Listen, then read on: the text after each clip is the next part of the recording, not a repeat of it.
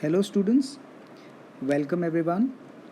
So here we are going to start with the NCRT in-text questions, that is the blue text questions there. If you check out in NCRT book, you have a very good range of questions when it comes to this particular chapter, magnetic effects of electric current. Because इसको हम 3 parts में divide करेंगे. एक जो इन-टेक्स्ट question है जो मैंने आज डिस्कस किया है, देन इसके बाद हम लोग एक्सरसाइज क्वेश्चंस को डिस्कस करेंगे, प्लस उसके बाद this particular chapter has a lot more activity questions. So that activity question I will be sending you in the format of an assignment. So you have to do it accordingly. So पहले इन दोनों portions पे focus करते हैं. जो repetitive questions हैं, जैसे कुछ rules हो गए, तो वो तो मैंने कवर अप नहीं किया because that is already there in the notes. But जो क्वेश्चन में थोड़ा सा टेक्निकलिटीज़ लग रहे हैं मैंने वो डिस्कस किया है. So I would request everyone to sit with your NCRT textbook right now. You can pause the video and just go and get that book. Okay, so page number 224 में आपका एक question आता है, why does the compass needle get deflected when it is brought near the bar magnet. Okay, so you know that the compass needle is also like a tiny magnet. Okay, so a magnet will always show some kind of movement when it is placed in some other magnetic field, isn't it? So due to the presence of magnetic field of the magnet, which is already there in the surface, there is a deflection in the magnetic compass. Okay, so जब आप एक magnetic compass को किसी भी एक magnet के आसपास ले जाओगे, क्या होगा? डिफ्लेक्शन होगा. That is what this question is all about. Okay, so बस आपको इसमें मेन जो पॉइंट आपको जो ध्यान रखना है, that is magnetic compass is also like a tiny magnet. Okay, let's move further now. Now you are going to question number page number 28. So now we are going to discuss about page number 228. Okay, so 228 में question number 1 है, draw the magnetic field lines around a bar magnet. Okay, so you can see that this is what I have made, right? So lines are originating from north pole and where it is going towards south pole. So bar magnet का एक simple representation है ये magnetic field lines का. Question number 2 है, list the properties of magnetic field lines of force. This question is pretty much important. So ध्यान से देखेंगे इसको. Magnetic field lines originate from north pole and ends in south pole. That is the first property. Second property, these lines do not intersect. Okay, and the third property, they come closer near to the poles. That means there is crowding of magnetic field lines near to the poles and they are far apart at other places. So these are the 3 main properties of magnetic field lines, and every property has its own reasoning. Okay, जैसे question ये जो point 2 है, these lines do not intersect, क्योंकि अगर intersect कर रहा होता तो मैग्नेटिक कंपस एक ही पॉइंट पे 2 डिफरेंट डायरेक्शंस दिखा देता, but it was not possible, है ना. देन तीसरा जो इम्प्लीकेशन बताता है, तीसरा पॉइंट ये आपको सिग्निफाई करता है that if the magnetic field lines are closer, that means there is crowding of magnetic field lines. At that point the magnetic strength is pretty much high. Okay, so in between questions भी वो पूछ सकते हैं logical based. चलिए, and यहाँ पे आते हैं क्वेश्चन नंबर 3 पे. क्वेश्चन नंबर 3 क्या कह रहा है, why don't 2 magnetic field lines of force intersect each other, why don't they intersect? Pretty much as I said, if the 2 magnetic field lines intersect, then at the point of intersection, the compass needle would point in 2 different directions, okay, at the same time, which is not possible. समझ गए? एक ही point पे magnetic compass 2 different directions दिखा रहा होगा same time पे, जो कि पॉसिबल नहीं है. Okay, so this way we have completed page number 228, first, second and third question. Okay, let's move on to BTQ page number 229. Okay, so BTQ page number 229, इस पे फोकस करते हैं ज़रा. सबसे पहला क्वेश्चन है, consider a circular loop lying on a plane of table. आपको उसका मैग्नेटिक फील्ड लाइन पैटर्न बताना है. If the current is working in clockwise direction. ध्यान दीजिएगा, अगर करंट क्लॉकवाइज डायरेक्शन में वर्क कर रहा है, ओके, मैं सिर्फ हाफ लूप बना रहा हूँ, तो अंदर जो मैग्नेटिक फील्ड लाइंस है, वो आपका जो मैग्नेटिक फील्ड लाइंस का जो डायरेक्शन होगा, वो it will be like this. Okay, and बाहर जो मैग्नेटिक फील्ड लाइंस का डायरेक्शन होगा, it will be the other way around, जैसे मैंने यहाँ पे मेंशन किया है. अब मान लीजिए मैग्नेटिक फील्ड लाइंस हो रही है एंटी क्लॉकवाइज, अब अगर एंटी क्लॉकवाइज है तो क्या होगा, अंदर की फील्ड लाइंस हो जाएंगी नीचे और बाहर की फील्ड लाइंस हो जाएंगी ऊपर की तरफ। अब ये क्यों आ रहा है, कैसे आ रहा है, you will apply Maxwell's right hand thumb rule on both the points. समझ गए, दोनों पॉइंट्स में, यानी कि जहाँ से ओरिजिनेट हो रहा है वो सर्कुलर लूप, दोनों पॉइंट्स में अगर हम राइट हैंड थंब रूल लगाएं, so what is going to happen, this is the same way we are going to gate.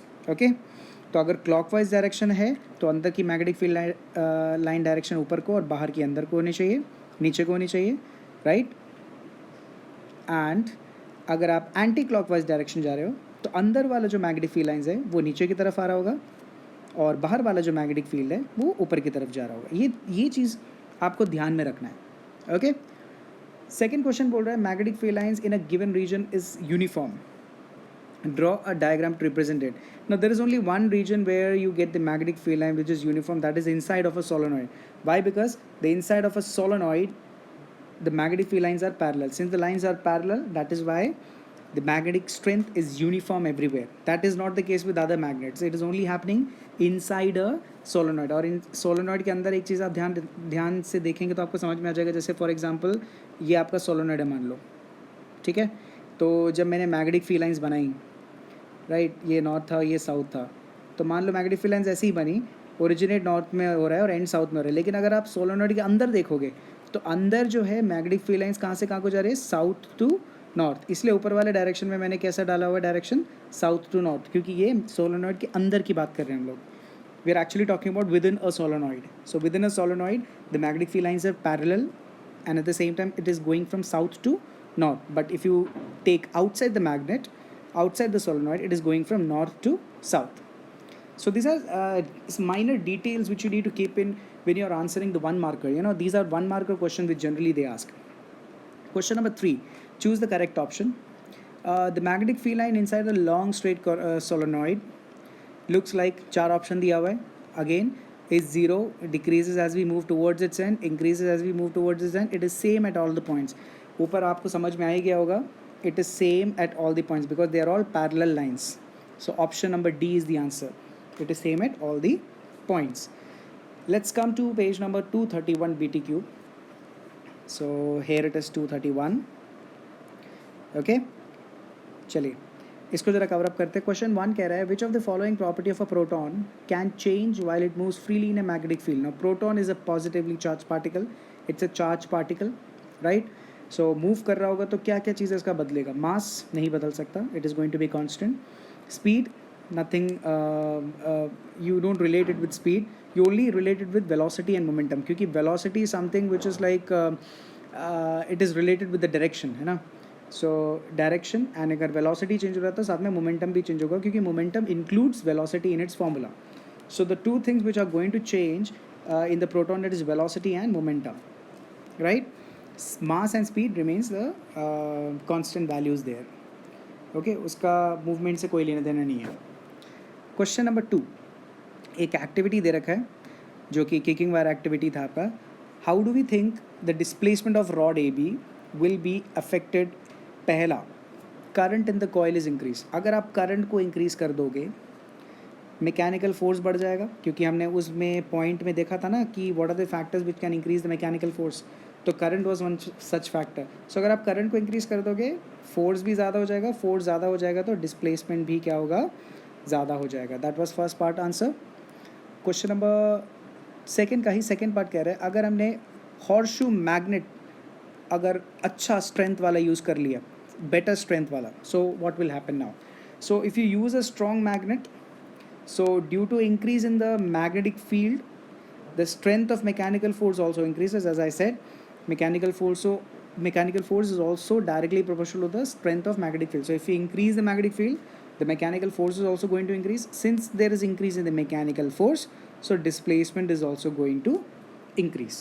समझ में आ रहा है, करंट बढ़ाने पे फोर्स बढ़ा, फोर्स बढ़ने पे डिस्प्लेसमेंट बढ़ा, मैग्नेटिक स्ट्रेंथ बढ़ाने पे फोर्स बढ़ा, फोर्स बढ़ने पर डिस्प्लेसमेंट बढ़ा, ओके। एंड थर्ड पार्ट में वो कह रहा है लेंथ अगर मैंने बढ़ा दिया रॉड का, तो अगर आप लेंथ भी इंक्रीज करोगे force acts on the rod will also increase because it is directly proportional to the length and hence there will be more displacement. So these kind of the questions are the target of CBSE board I mean what we say, जो evaluators होते हैं और जो question frame कर रहे होते हैं वो इन क्वेश्चंस को टारगेट करते हैं, बिकॉज ये सारे लॉजिकल रीजनिंग वाले क्वेश्चंस हैं जो कि आपको पूरे चैप्टर में अगर आप ध्यान दोगे देर आर सर्टेन एस्पेक्ट्स जहाँ पे कुछ चीज़ों पे डिपेंड करता है, तो वो डिपेंडेंस वाले क्वेश्चंस हमेशा थोड़े ट्रिकी होते हैं और अच्छे खासे होते हैं। ईजी होता है लेकिन एट टाइम्स हम लोग क्या कर देते हैं, उसको ओवर रूल कर देते हैं।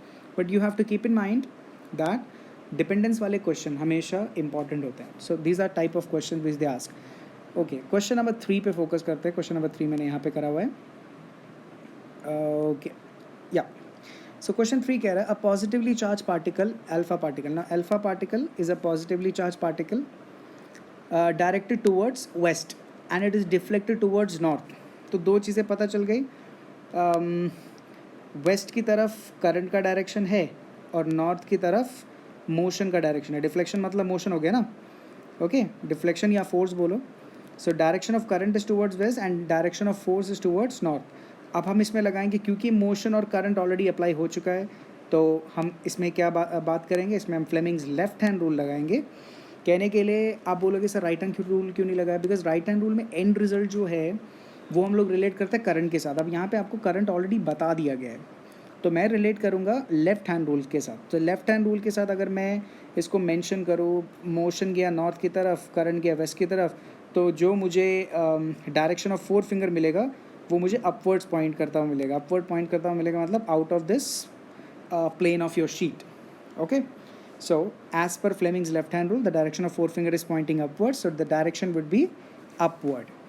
Okay, so that was question number 3. Again, this is a very good question. इसी क्वेश्चंस को थोड़ा घुमा फिरा के वो लोग अलग अलग टाइप से पूछते हैं, so I will be including such questions in my assignments as well. Okay, so let's move further. Page number 233 पे BTQ आ रहा है आपका। 233 पे जो BTQ है, first question very simple, Fleming's left hand rule है, वो हमने नोट्स में कवर कर रखा है, you can do it from there. Second question, what is the principle of electric motor, again we have done it. जब आप एक रेक्टेंगुलर कॉइल को, करंट कैरिंग रेक्टेंगुलर कॉइल को प्लेस करोगे मैग्नेटिक फील्ड में, then it experiences a mechanical force जिसकी वजह से वो रोटेट करता है। Again we have done this question. Third question, what is the role of split ring in a electric motor. Okay, so this is a good question. Split ring का role क्या है, commutator का role क्या है, it reverses the direction of current flowing through the coil, okay, after every half rotation of the coil. आपने देखा था जब मैं आपको साइकिल्स सिखा रहा था, साइकिल डायग्राम, तो आपने देखा था कि जब हाफ द वे आ जाता है वो, एंड हाफ द वे के बाद there is a reversal of current. So this split ring helps in the reversing the direction of current flowing through the coil after every half rotation, जिसकी वजह से क्या होता है, this reversing of current, the direction of force remains unchanged and the coil continues to rotate in same direction. आपको बस इतना याद रखना है ये दोनों पॉइंट कि रिवर्सिंग करने की ज़रूरत क्यों है, because the direction of force remains unchange and this continues to rotate in the same direction. अगर आप स्प्लिटरिंग को यूज़ नहीं करोगे तो क्या होगा, आपका जो मोटर के जो ब्लेड्स है वो हाफ वे में रोटेट होते रहेंगे, left to right and then right to left, left to right, right to left, ऐसे करके वो हाफ वे में रोटेट होता रहेगा। Okay, so this will be like ऐसे, फिर ऐसे, ऐसे ऐसे, समझ रहे हो। तो एक्चुअली मैं यहाँ पे पूरा करके दिखा नहीं सकता, बट आप समझ जाना, it just goes on the halfway rotation. वो पूरा कवर अप क्यों कर रहे हैं, it is because of the presence of what we say split rings. Okay, so it continues its rotation keeping the direction of force same. Now we are moving on to question number this is in page number 236. Yeah, so the one which we completed was 233. Now we are moving on to 236. Okay, BTQ 236. What is this answer saying? Question is explain the different ways to induce current in the coil. Okay, आपको अलग अलग तरीका बताना है जहाँ जिस तरीके से आप इंड्यूस कर सकते हो करंट को। पहला तरीका क्या है, you have to rotate coil in a magnetic field. Okay, मुझे किसी भी तरीके से मोशन क्रिएट करना है मैग्नेटिक फील्ड के अंदर, तो वो मैं कैसे भी कर सकता हूँ, या तो कॉइल को रोटेट करूँगा, ऑन दी अदर हैंड क्या करूँगा, rotating a magnet keeping the coil fixed, ये भी पॉसिबल है। तीसरा आपका एक टॉपिक भी और एक क्वेश्चन भी है, by changing the current continuously in another coil kept near it. Now this I will be discussing in the next class because this is an important one. Okay इसके लिए आपको एक मैग्नेटिक फ्लक्स करके एक concept में आपको पढ़ाऊँगा, इसलिए इस टॉपिक को मैंने सबसे लास्ट में रखा हुआ था। Okay so don't worry about this point, जब वो हम टॉपिक करेंगे तो आपको ये इफ इम्पैक्ट समझ में आ जाएगा कि ये मैंने आंसर यहाँ पे क्यों लिखा है। तो 3 तरीका है, कॉइल को रोटेट करो मैग्नेटिक फील्ड के अंदर, या मैग्नेट को रोटेट करो ओके कॉइल के बीच में, कीपिंग द कॉइल फिक्स, और तीसरा है by changing the current continuously in another coil kept near it. Okay so there are 3 points to it to induce a current. Now we are moving on to 237 page. Now in 237 page there are certain questions, there are some repetitive questions there. सबसे पहला question है explain the principle of generator. You know that when a rectangular coil is moved between the poles of magnetic field, then there is production of induced current. तो हम लोग already कर चुके हैं, so we can do it from the notes. Second question है name some source of direct current. So you have some source of direct current there like dry cell, solar cell, DC generators. These are examples of direct current sources. Okay. Question number 3. Which are the sources which produces alternating current? So AC generator is there, and this is not CAL. This is basically car alternators. Car alternators are a type of generators which produces the AC current, and at the same time powerhouse में जो generators है वो भी आपका AC current develop करता है. Okay. Question number 4. Choose the correct option. A rectangular coil of copper wire is rotated on a magnetic field. The direction of induced current changes once in each which rotation? 2 revolution, 1 revolution, half revolution and 1/4 revolution. So you know that half the revolution, half rotation में आके वो अपना direction को क्या करता है, change करता है. Guys, if you feel any difficulty in understanding the answer, please go and check out that particular part of that particular video. ठीक है, तो revision is very much important because ये कुछ कॉन्सेप्ट्स हैं जो बार बार रिवाइज करने की ज़रूरत पड़ती है. एक बार गो करने के बाद आपको ज़रूरी नहीं है कि हमेशा रिटेन रहे. So on a regular basis please go through it so that आपके दिमाग में ये सारे पॉइंट्स फ्रेश रहे. Right. Okay, so we are moving on to the last part of the BTQ here. So that is coming from page number 238. Okay, so 238 में है, they are giving the first question.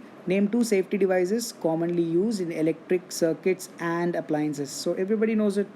One is the fuse and another one is the earthing of metallic bodies. Second question. An electric oven 2 kilowatt power rating operated at 220 volt has a current rating of 5 ampere. What result do you expect?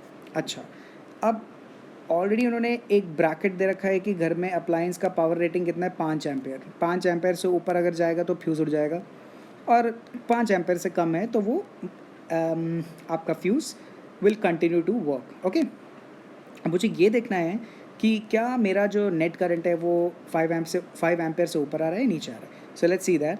Power है 2 kilowatt, तो उसको मैं 2000 watts में convert करूँगा. 2000 watts में convert कर दिया, then voltage 220 volt और मैक्सिमम अलाउेबल करंट कितना है, 5 एम्पेयर. अब इसको पावर को और वोल्टेज को यूज़ करके I will see whether my value of current is coming out to be more than 5 or less than 5. So I is equal to P by V, P 2000, V 220. Ultimately I get approximately somewhere near 9. So you see that 9 ampere, obviously it is greater than 5 ampere. So what will happen? So the current drawn is 9 ampere where the capacity is only 5 ampere. So the fuse will heat up, it will melt down and hence it will break the circuit, right? यानी कि fuse will ultimately blow off. तो ये आपके logical questions है जो fuse से related आते हैं. इसका ये एक फॉर्मेट है. दूसरा फॉर्मेट मैंने एक्स्ट्रा क्वेश्चन के फॉर्म में यहाँ पे दे रखा है. बट उससे पहले let us understand, have you got the logic of this particular question. So this is, they are given with the power value, they have given with voltage value, and they have given with the maximum allowable current. Now what you will do is you will use the value of power and voltage to check out the value of current which is coming out. If the value of current is coming out from the maximum allowable limit, what is happen? What is going to happen? The fuse will blow off. Otherwise, what is going to happen? The machine will work properly without hampering the fuse, है ना. तो यहाँ पे answer आप क्या देंगे? Answer देना भी ज़रूरी है सब्जेक्टिव फॉर्म में. the current drawn is 9 ampere, where the fuse capacity is only 5 ampere. So the fuse will blow off due to heating up and it will melt down and hence it breaks the circuit. Okay. अब इसका एक extra question है, मैंने यहाँ पे दे रखा है and the format. उन्होंने बोला है a current has fuse of 5 ampere rating, maximum allowable current है. What is the maximum number of bulbs that can be safely used, जिसकी रेटिंग है 100 वॉट्स एंड 220 वोल्ट. चलो तो ये बोल रहे हैं कितने बल्ब्स आप यूज़ कर सकते हो इस गिवन रेटिंग का, अगर मैक्सिमम अलाउेबल करंट क्या है 5 एम्पेयर. सो मैं मान के चलता हूँ let x bulbs can be use safely. Okay, power of one bulb is 100 watts, therefore power of x bulbs will be 100x.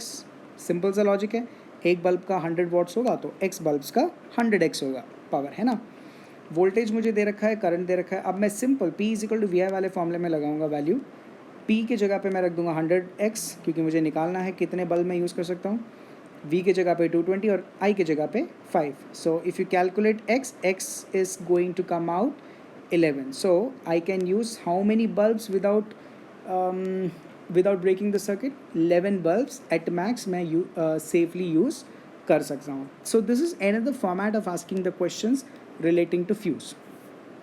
अब आ जाइए थर्ड क्वेश्चन, जो फाइनल क्वेश्चन है. What are the precaution you should be taking to avoid overloading. So the first thing is too many high power rating appliances should not be switched on at the same time.